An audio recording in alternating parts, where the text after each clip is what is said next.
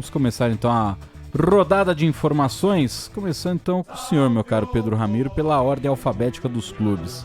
O que o senhor conta sobre o Esporte Clube Corinthians Paulista? O que o Timão prepara para esta última rodada de Campeonato Brasileiro? E tudo indica que aquilo lá vai dar certo, hein? Opa! Tudo tá indicando. As odds estão a favor. É grande.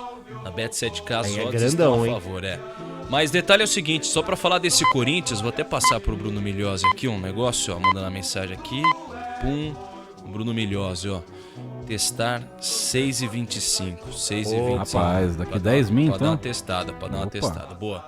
O negócio é o seguinte, o Corinthians vai a campo no domingo, jogo importantíssimo pelo Campeonato Brasileiro. Seria importantíssimo, na verdade, se o Corinthians já não tivesse na pré-Libertadores, né? Tá muito bem definida já essa situação do clube. Não cai mais para a segunda divisão, esquece. Tá classificado para pré-Libertadores. Não tem como descer. Para a Copa do Brasil também, né? Para a Copa do Brasil também. Então já atingiu todas as metas restantes ainda para essa temporada. Então a tendência para esse jogo é de que o Corinthians mantenha uma equipe mista. Eu digo mista porque alguns jogadores ainda têm metas para esse Campeonato Brasileiro. E principalmente um jogador, estou falando do Yuri Alberto. O Yuri Alberto quer competir pela artilharia do Campeonato Brasileiro. Ele está empatado nesse momento com o Alejandro.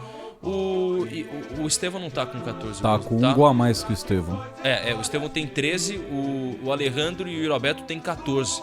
Então o Yuri Alberto tá competindo com o atacante do Vitória. E aí também pode perder a posição pro Estevão, que vai a campo diante do Fluminense.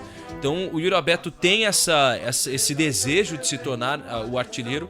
Por isso, muito provavelmente, vai ser titular contra a equipe do Grêmio. Amanhã ainda vai ter mais uma atividade, eles viajam amanhã a Porto Alegre e a gente vai ter a definição. Eles estavam de folga, depois da classificação a pré-Libertadores, o elenco ganhou um pouco mais de folga e tudo mais para dar uma descansada. Voltaram hoje, hoje é um dia de entrevistas, né?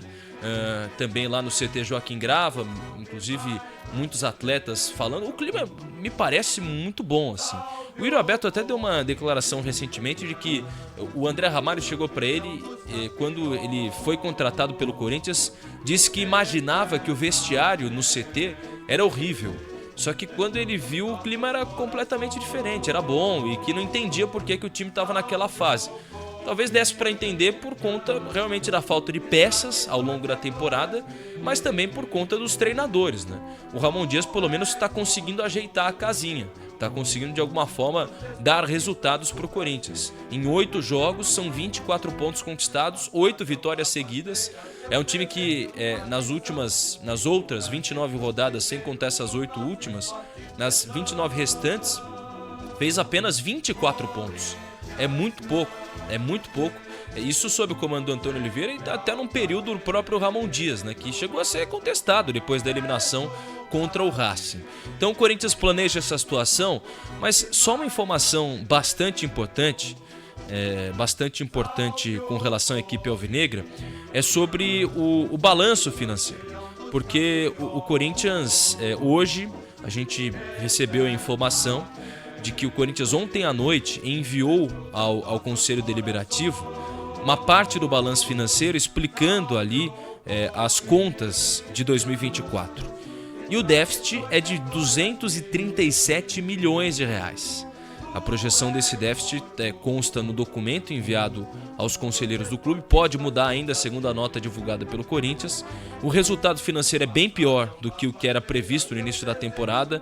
O orçamento para o ano estava estimado em um superávit de 17,5 milhões de reais e não um déficit, né? Então o Corinthians esperava ter um lucro maior do que a despesa, mas isso aconteceu de forma contrária.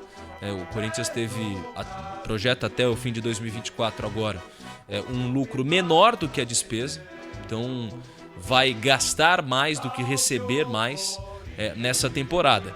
Isso pode ser muito explicado por uma mudança de contabilização de juros e aí também muito por conta de outras situações, como despesas em jogos, despesas financeiras a mais, contratações e também a história do Profut, que é o programa do governo, e o Corinthians teve despesa de 32 milhões de reais. Então a gente está de olho nessa situação, porque a equipe alvinegra vai a campo diante do Grêmio. Enquanto isso corre essa situação dos bastidores, há também a questão do impeachment, que hoje é deixada de lado depois daquela liminar que foi justamente determinada pelo Tribunal de Justiça de São Paulo, pela segunda instância, e por isso não há mais essa discussão de impeachment. Então, inicialmente, para esse ano, não há questão de impeachment. No dia 15, estamos falando hoje no dia 6, daqui 9 dias, o Timão vai ter a votação sobre as contas do clube. Então o Conselho Deliberativo vai votar as contas deste ano. Vamos ver se elas serão aprovadas, se elas serão reprovadas. Eu acho que muito provavelmente reprovadas, mas isso não necessariamente apresenta um grande problema para a gestão Augusto Melo, porque a gente já viu outros presidentes tendo contas reprovadas, né? Enfim, isso acabou não dando em nada. Ou alguns que tiveram despesas e déficits gigantescos e o Conselho aprovou a conta. Como é o caso, por exemplo, de um período da gestão do William, é o caso também do próprio André Sanches. A gente está de olho nessa situação desse Corinthians que vai a campo no domingo contra o Grêmio, 4 horas da tarde, mas já não valendo mais nada. Corinthians que tem o Marcelinho Carioca como o maior artilheiro desse jogo, depois o Sócrates e depois Craque Neto. São os 3 grandes artilheiros deste Corinthians e Grêmio.